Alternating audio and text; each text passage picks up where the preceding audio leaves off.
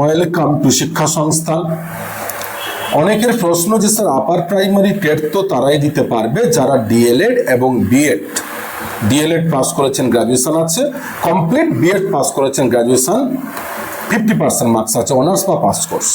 কিন্তু যাদের যে সাবজেক্টে, যেটা আগের ভিডিওতে আমরা বলেছি, যে যাদের অনার্স পেপার হয়তো ক্লাস 6 to 8 যে সাবজেক্টগুলো পড়ানো হয় পশ্চিমবঙ্গে, যেমন বাংলা, ইংরেজি, সংস্কৃত, ইতিহাস, ভূগোল, জীবনবিজ্ঞান, ভৌতবিজ্ঞান, অঙ্ক, এই সাবজেক্টগুলো অনার্সে নেই, কিন্তু ওদের পাস কোর্সে এই সাবজেক্টগুলো একটা না একটা আছে। কিন্তু তারা সিবিসিএস সিস্টেমে তারা 300 মার্কসের পরীক্ষা দেয়নি, তারা দিয়েছে 150 মার্কসের পরীক্ষা। তাহলে তারা কি দিতে পারবে? প্রশ্ন এইখানে। দেখুন, আগের যদি আমরা রুলস রেগুলেশন দেখি, দীর্ঘদিন তো আপার প্রাইমারি টেট পরীক্ষা হয়নি। লাস্ট পরীক্ষা সেই 2014-15 সালে 15 শেষের দিকে হয়েছিল, তারপরে তার পরীক্ষাই হয়নি। তাই প্রায় 11 বছর 12 বছর হয়নি। তাই নিউ রুলস এখনো পর্যন্ত এই বিষয়ে আসেনি।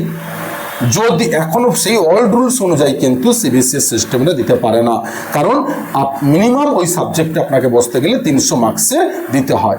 তবে যদি নিউ রুলস আসে যে না 150 মার্কস হোক 300 মার্কস হোক পাস কোর্সে থাকলেই হবে, তাহলে পারবেন। আপাতত ওল্ড রুলস অনুযায়ী সিবিএসই সিস্টেমটা দিতে পারবেন না। আরও বিস্তারিত তথ্য পাওয়ার জন্য অবশ্যই আমাদের চ্যানেল শিক্ষা সংস্থান বেলঘরিয়া ইউটিউব চ্যানেল, ফেসবুক শিক্ষা সংস্থান বেলঘরিয়া এবং শিক্ষা সংস্থান একাডেমি বেলঘরিয়া ইনস্টাগ্রাম ফলো করুন। এবং আপার প্রাইমারি টেট যদি ভর্তি হতে চান, 18ই মে থেকে যারা আমাদের রেগুলার ক্লাস শুরু হচ্ছে তার সম্পর্কে বিস্তারিত তথ্য জানার জন্য অবশ্যই আমাদের গ্রুপে জয়েন করুন এবং আমাদের নির্ধারিত দেওয়া নম্বরে যোগাযোগ করুন। ধন্যবাদ।